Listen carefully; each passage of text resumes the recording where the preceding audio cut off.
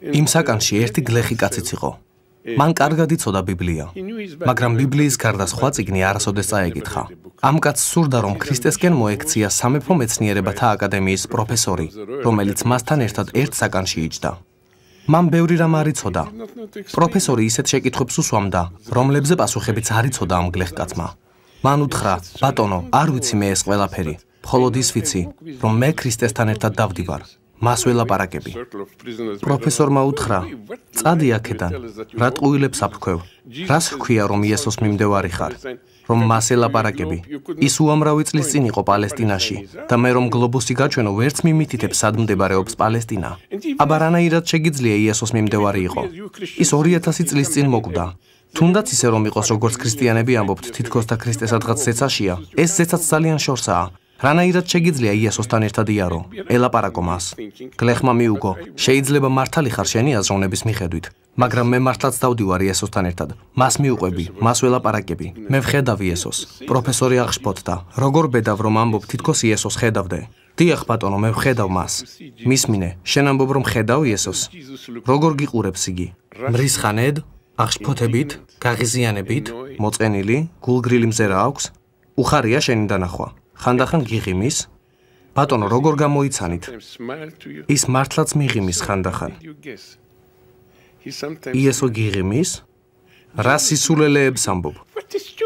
მერე მიუბრუნდა და პატიმრებს ეუბნება. ეს კაცი ამბობს, რომ იესო მას უღიმის. იესო გიღიმის? დიახ, მიღიმის. მაჩვენე როგორ გიღიმის იგი. მე ახლა 80 წლის ვარ და ეს იყო ყველაზე მშვენიერი ეპიზოდი ჩემი ცხოვრების 80 წლის განმავლობაში. ეს გლეხკაცი ძალიან უშნო იყო. ისევე როგორც ყველა იქ მყოფი. რა გასაკვირია, მშივრები ვიყავით, ნაცემნი. საფრთხობელებივით გამოვიყურებოდით. ცარიელი ძვალი და ტყავი ვიყავით. თვალების ნაცვლად შავი წრეები გამოგვიჩანდა. დაუბანელნი, პატიმრის უნიფორმით შემოსილნი. ერთი სიტყვით ძალიან უშნო შესახედაობა გვქონდა. ამ დროს ამ გლეხს სახე გაუბრწყინდა. ამ კაცის სახე მთერი იცვალა. გაბრწყინდა და დიდებულმა ღიმილმა გაუნათა სახე. მიჩვეული ვარ მოღიმარი სახეების დანახვას. ჩემი ცოლი ხშირად იღიმება.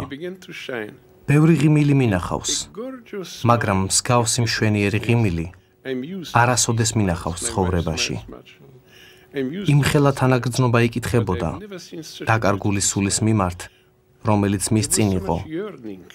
იმხელა სურვილი მისი ხსნისა, იმხელა სიყვარული და სიკეთე.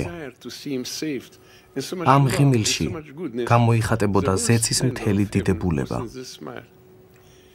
პროფესორმა თავი დახარა და უთხრა: ბატონო, შენ მართლაც გინახავს ქრისტე. ეს გლეხი უბრალო კაცი იყო. თავისი დარდითა და ვარამით. არ იცოდა სად იყო მისი ცოლშვილი. იჯდა ციხეში ნაცემი, მაგრამ მას ამოცანა ჰქონდა. ამოცანა, რომ შავეთის ველზე მოარულს ასე გაეღიმა და ამით ეთქვა, რომ რაც არ უნდა მოხდეს ჩემს გულში, არ შევშფოთდები. რადგან იესოს ცხოვრებაშიც ბევრი იყო ასეთი წუთი.